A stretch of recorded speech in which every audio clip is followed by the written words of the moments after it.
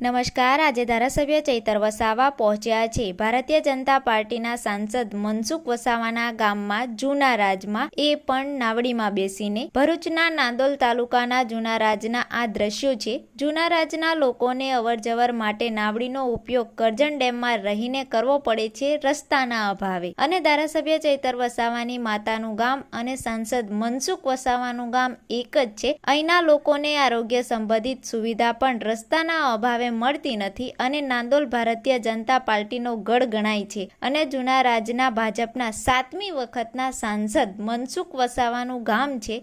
આ ગામની સ્થિતિ બતાવવા માટે જ ધારાસભ્ય ચૈતર વસાવા પહોંચ્યા હતા આજે, અને રાજ્યની સરકાર વિકાસના મોટા ડફડા મારી રહી છે। જોવો આ વિકાસ। સવાલ તો ત્યાં ઊભો થાય છે કે ભારતીય જનતા પાર્ટીમાં 7મી વખતના સાંસદ જો ચૂંટાયા હોય અને વિકાસની વાતોમાં સાંસદના ગામની પરિસ્થિતિ વિકાસના નામે અભાવ દેખાતો હોય તો શું? તમારું આ મામલે શું કહેવું છે? અમને કોમેન્ટ બોક્સમાં જરૂરથી જણાવજો।